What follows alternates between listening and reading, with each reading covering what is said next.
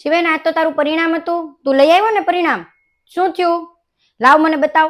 Mummy, મારા ઓછા mark આવ્યા છે. મારા ક્લાસવાળા મારાથી બહુ આગળ નીકળી ગયા છે અને હું પાછળ રહી ગયો છું. હું મહેનત તો કેટલી કરું પણ મારે ઓછા માર્ક જ આવે દર વખતે.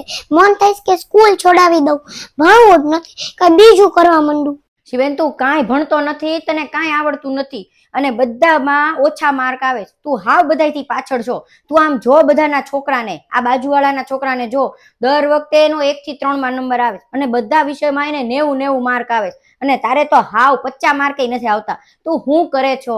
અને એમાંય તમે બધા તો નોકરી ધંધે વયા ગયા હોય તો એમાં હું એકલો શું કરું? તું કાંઈ મહેનત નથી કરતો. તને ટ્યુશનમાં મોકલીએ, સ્કૂલે મોકલીએ, પછી ખબર નહીં શું કરે ને. તું તો કઈ લખતો જ નથી પેપરમાં અને તારે તો માર્ક જ નથી આવતા.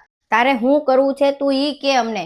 કેવી રીતના ભણવું છે એમ કે તો અમે ભણાવીએ. આ બધા છોકરાને જો તું કેટલા માર્ક લાવે અને બધા તારાથી આગળ નીકળી ગયા. આ બાજુવાળા છોકરાને જો, આ તાર માસીની છોકરીને જો, આ કાકાના છોકરાને જો, આ બધાયને સારા સારા માર્ક આવે. તારે ખબર નહીં કેમ નથી આવતા. શું કરવું ને એ જ નથી ખબર પડતી. કેટલું અમે કરીએ છીએ, કેટલા પૈસા બગાડીએ છીએ, કેટલું લાવી દઈએ છીએ તને. ટ્યુશનમાં મોકલીએ, સ્કૂલે મોકલીએ, સારામાં સારી સ્કૂલ અને ટ્યુશન છે. તો હવે શું કરવું તારું? તો હંમેશા તમે તુલના કરો કે મારો નંબર નો આવ્યો, મારે ઓછા માર્ક આવ્યા, ઓલાને આટલા માર્ક આવ્યા, ઓલાને આટલો નંબર આવ્યો, ઓલાને ત્રીજો નંબર આવ્યો. હું તો કંટાળી જ જાઉં. અમે ભણવું જ નથી. વિચારી લીધું છે, મેં નક્કી કરી લીધું. તું અમને એમ કહી દે કે તારે ભણવું છે કે નથી ભણવું. તું આવી રીતના કરીશ ને તો તું ભણી જ નહીં શકે અને બધા તારા ફ્રેન્ડ જે છે ને એ ક્લાસના, એ બધા તારાથી આગળ નીકળી જશે અને તું હાવ પાછળ રહી જઈશ. તું શું કરીશ જીવનમાં? તમારી જેવા ઘણા માતા પિતા હશે જે મારી જેમ બીજા બાળકો સાથે તુલના કરતા હશે. એમાંય તે એક બાળકની બીજા બાળક સાથે તુલના ન કરાય. થોડુંક તો ભણવામાં ધ્યાન દેવું પડે. સરખામણીની કોઈ વાત નથી. અમે કોઈ સરખામણી નથી કરતા. અમે ખાલી કહીએ છીએ તને. અને તુલના તો હાવ ન કરાય. નકરી જે આવડતું હોય ને એ ભૂલી જાય અને એમ કરી લે કે હવે મારે કાંઈ ન કરું, કાંઈ ન કરું, કાંઈ ન કરું. અને તમે જ્યારે બાળકની તુલના કરો ને ત્યારે બાળકને એમ થઈ જાય કે હવે તમારે કઈ કરવું જ નથી, મને કઈ આવડતું જ નથી. કારણ કે આપણે જ્યારે સરખામણી કરીએ ને બાળકોની, ત્યારે બાળકોના મગજમાં એવું થઈ જાય કે મારા માતા પિતા મને પ્રેમ નથી કરતા, મારું કાંઈ માનતા નથી અને મારા સિવાય દુનિયાના બધા બાળકો એને સારા લાગે છે. અને બાળકને તો એમ થઈ જાય કે એવું જેવું જ નથી અને એમ જ કરતા કરતા મરી જાય. અને પછી તમે જ એમ કહો કે મારા બાળકને ઓછો માર્ક આવ્યા એટલે મરી ગયો. મને તમે જ તુલના છેલ્લે કરી હતી. એટલે બાળકની ઉપર પ્રેશર ન નાખો અને એની તુલના ન કરો. એટલે એ જીવે અને જેટલું આવડે ને એટલું આવડવા દો.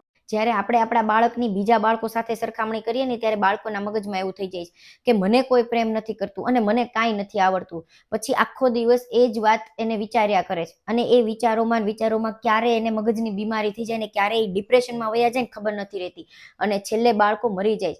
આપણને ખબર જ છે કે ઘણા બાળકોના માતા પિતા એના બાળકોને એટલું ભણવા માટે પ્રેશર કરે કે તારે આટલા તો માર્ક લાવવાના જ છે, આટલો તો નંબર લાવવાનો જ છે. પણ એવું ન કરાય. એ જેટલી એની કેપેસિટી હશે, જેટલું એ કરી શકતું હશે ને એટલું તો એ કરશે જ તે. તમે વધારે જો એને પ્રેશર કરશો ને તો એને મગજમાં એવું થઈ જશે કે મારાથી કાંઈ થતું જ નથી. પછી એને પોતાને જ જીવવાની ઈચ્છા નહીં રહે. આજે મેં મારા બાળકની સરખામણી બીજા બાળકો સાથે કરીને તો એને પણ એવું થઈ ગયું કે મારી મમ્મી મને જ કીધા કરે છે અને મારી મમ્મી બીજા સાથે મારી સરખામણી કરે છે. એટલે મારા બાળકને પણ એવું થઈ ગયું કે આની કરતા તો ભણાય જ નહીં. તો આવું થઈ જશે બાળક સાથે. આ તો નાનું છે એટલે કદાચ એને એવું વિચાર્યું કે આપણે ભણાય જ નહીં. પણ જો મોટા બાળકોની આપણે સરખામણી બીજા સાથે કરીએ ને ત્યારે એને તો મનમાં એવું થઈ જાય કે આપણું તો કાંઈ છે જ નહીં, આપણું તો કોઈ અસ્તિત્વ જ નથી ને આપણને કોઈ પ્રેમ નથી કરતું અને મારાથી તો જીવનમાં કાંઈ થવાનું જ નથી. એ પછી ડિપ્રેશનમાં વયું જાય અને છેલ્લે બાળકો મરી જાય છે. એને જે આવડતું હોય ને એ આવડવા દેવાય અને એમાં જ આગળ વધવા દેવાય. કોઈ ભણવાનું પ્રેશર અને તુલના ન કરાય. બાળકને કાંઈક તો આવડતું જ હશે અને જે આવડતું હોય એમાં તમે એની મદદ કરો. ઘણા બાળકોને ભણવાનું નહીં પણ રમત ગમતમાં તો એ બહુ આગળ હશે અને એમાં તેને આગળ વધવા દો. અત્યારે આ હરીફાઈના યુગમાં અત્યારે ભણવાનું એટલું પ્રેશર થઈ ગયું છે. સ્કૂલમાં એટલું પ્રેશર હોય છે, ટ્યુશનમાં એટલું પ્રેશર હોય છે અને ઉપરાંત માતા પિતા પણ એને ભણવાનું એટલું પ્રેશર આપે છે. તો માતા પિતા છે, એક વાલી છે. એના બાળકોને સમજો, એના બાળકોની સાથે વાત કરો, એને સમજવાનો પ્રયત્ન કરો, એને સમજાવો કે તારે ભણવાનું છે પણ તમે એની સરખામણી બીજા સાથે ન કરો.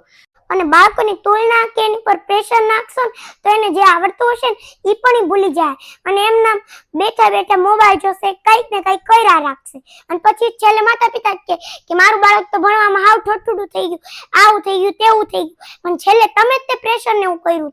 એટલે હું તો એમ જ કહું કે જે બાળકને આવડતું હોય એ આવડવા દો ને એમાં આગળ વધવા દો અને બીજા બાળક સાથે એની તુલના ન કરો. તો આપણે જો આપણા બાળકને દૂર જવાથી અટકાવવા હોય, એને ડિપ્રેશનમાં જવાથી અટકાવવા હોય, તો આપણે આ સરખામણી બંધ કરી દેવી પડશે. આપણને ખબર જ છે કે આ હરીફાઈનો યુગ છે, પણ હરીફાઈમાં આપણે આપણા બાળકને નથી ખોવાનું, આપણે આપણા દીકરાને નથી ખોવાના. આપણે દીકરાની સાથે રહી, એને મદદ કરી, એને સમજી અને એનો સહારો બનીને દીકરાને આગળ લાવવા પ્રયત્ન કરવાનો છે.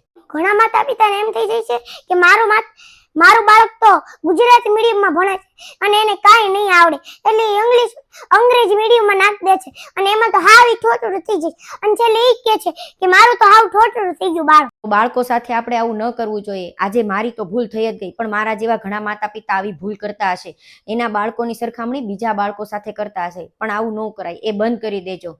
અને મારો વિડીયો ગયો હોય તો લાઈક કરજો, શેર કરજો અને કમેન્ટ કરજો. બાય, મળીએ આવતા વિડીયોમાં.